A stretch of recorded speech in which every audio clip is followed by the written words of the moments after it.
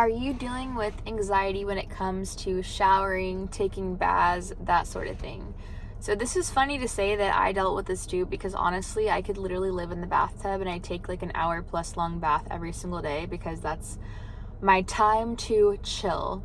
But I did deal with this big time, and it was because I felt like I was going to pass out all the time, and I felt super faint, and I was really scared about having a panic attack in the shower, in the bath, alone, in the car, in a grocery store, in the middle of a grocery store, that sort of thing. So for some reason, right, panic attacks in the shower really scared me. Passing out in the shower really scared me, which, by the way, never passed out, and you probably haven't either. So listen along if you want to hear about how I dealt with this and how you can deal with this and how you can overcome this. If you are new here though, like and subscribe. Okay, so like this video, subscribe to this channel for more recovery content. My name's Emily, and I make videos for severe anxiety, agoraphobia, panic, DPDR, PPPD, etc. All right, so jumping into the shower thing. So when it comes to anxiety, right, it's not that we're scared of the shower. It's not that you're scared of the shower. Nobody's scared of the shower or the bath or whatever. It's we're scared of how these situations make us feel. And so when it comes to the bath, first and foremost, I like what Claire Week says, basically like what we resist persists. And so whole concept with avoidance, whatever we're avoiding, we're showing to our brains and bodies that it is indeed dangerous. So when we get in the bath, we get this symptom of, oh my gosh, I feel like I'm going to pass out right now. And then we engage with it, and then we freak out, and we get out of the bath, and I would call my husband and be like, oh my God, help me, I don't feel good, I feel like I'm going to pass out, I almost passed out. Or I would sit in the bath, and I would just be sitting there, and I'd be like unplugging the like little drain thing with my toes, just in case, like, at least I pass out, I'm not going to drown, and just all that either subtle or not so subtle engagement. If you're doing that kind of stuff, again, you're just telling your brain that there is danger. You're telling your brain, like, yeah, there is a threat. We need to do something here. So that's what's going to kind of keep this whole thing fueled. Another fear that I had is I was diagnosed with POTS. And if you either have it or are wondering if you have it, it doesn't make a difference when it comes to recovery. Let me tell you that first. But I was diagnosed formally with POTS at Mayo Clinic. And I was just so scared because I was sitting on these POTS forums. Get off of them, by the way. And I was like, oh my gosh, man, like, what if I'm home alone and I'm in the bath and I faint and I drown? And I was just like really scared, and I was feeding myself so much fearful information, whether it was from forums or Reddit or Google or whatever's on the internet. I'm pretty convinced if I didn't have the internet, I probably never would have fallen into a super deep anxiety cycle. So if you're doing that, that's not helpful to you either. But all that to say, right, it doesn't matter. It's not about the bath. It's not about the shower. It's not about any of that stuff. It's about engaging with symptoms. Like, truly think of the easiest thing for you. Like, if you wake up and, like, say for you, I don't know, like, it's easy to make breakfast or something, which I know it was hard for me to do that for a really long time. But say it is. Say that's your safe space, your comfort zone. You can make breakfast. You're cool with that. But if you get a panic attack making breakfast and then you start avoiding it, now that's your new fear unlocked. And this is the whole kind of like concept of anxiety recovery. So I want you to stop thinking about the bath or the shower being the problem. That is so not the problem. The problem is how we respond to it and kind of the story that we tell ourselves. Again, I get it. You're in the shower, you feel like I'm going to overheat, I'm going to faint. If that's probably fainting is like one of your symptoms that you have, or I'm really dizziness, can get exacerbated by heat, that's for sure, but it's still not going to actually make you faint, you know what I mean? Unless you have a real fainting problem, which you probably don't. And if you do, then talk to your doctor. But I'm talking to the people that have anxiety and just feel like they're going to faint all the time, maybe.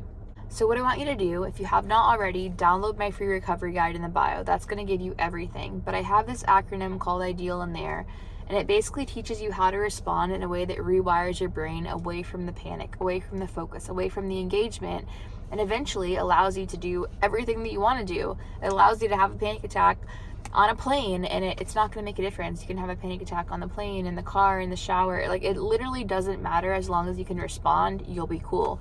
You could be public speaking in front of 1 million people and have a panic attack and still be fine. And that is the freedom. And then from there comes no more panic attacks, right? But think of the shower, use ideal. So ideal stands for I identify. All right, say that you're in the shower. You get in the shower, you're going to be nervous. It's like opening a can of worms. If you've been avoiding this for a long time, your body's going to be like, what the heck are we doing? And why are you responding this way? Wake up, you know? So expect that. It's an opportunity. But ideal, identify. Okay, super symptomatic. I don't want you to say identify. Oh my God, my left arm's getting numb. Oh my God, this symptom, that symptom. No, simply super symptomatic. Feel like crap. Anxious, right? Whatever you want to call it. Okay. Quick identify. D, designate. This is anxiety. This is adrenaline. Quick and easy. Embrace. You know what? This feeling can linger. This feeling is so uncomfortable, but it's not dangerous. I'm going to be fine. I don't need to do anything. I don't need to make it go away. It can be here. It can get as loud as it wants to get. And side note, a lot of times the fear is, how bad can it get? It's not even how bad is it, it's how bad can it get.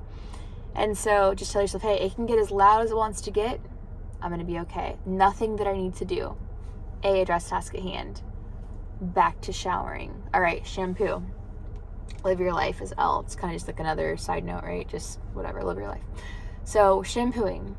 Say it comes on even stronger. Now you're also getting heart palpitations suddenly. You're like, oh my God, what's going on right now? I'm actually going to faint. No. Identify. Super symptomatic. Designate. Adrenaline. Anxiety. Embrace. You're good. Nothing to do. We're showing our body this is safe. It makes sense for our body to push back. Nothing that I need to do. Back to shampooing. Happens again. You get the point. Over and over and over again, because ideal is really just made to like prevent you from going down this rabbit trail of engagement and what ifing and all that kind of stuff. And so the acronym is simply to prevent that and to help you recover and help you get back to doing normal things and not pouring fuel on the fire. So the problem, again, it's never the symptoms. Symptoms can be a good thing. It gives you the chance to respond. And look, every time you get symptoms is, hey, we got this. We're going to respond. And you know what? If you actually pass out, fantastic. Now we have a new problem. You can go to your doctor, figure out what's really wrong with you, quote unquote. But anxieties, it's just not going to do that, right? And really, like anxiety, when you're feeling super anxious and dizzy and everything else, like it's just your blood pressure is even higher in those moments typically. I know personally I have extremely low resting blood, not sugar, probably have high blood sugar. I have low resting blood pressure. And that was my fear too, but you just got to understand, hey, I lived normally before this.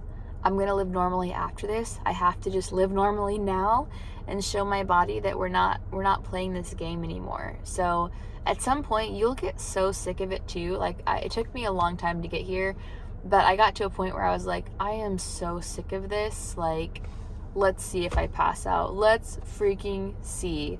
I'm shampooing my hair right now. I'm not doing this. So anyways, if you find that this starts to work, maybe you have some setbacks, you feel stuck, fill out my application for group or one-on-one coaching, and I would love to handhold you through the process.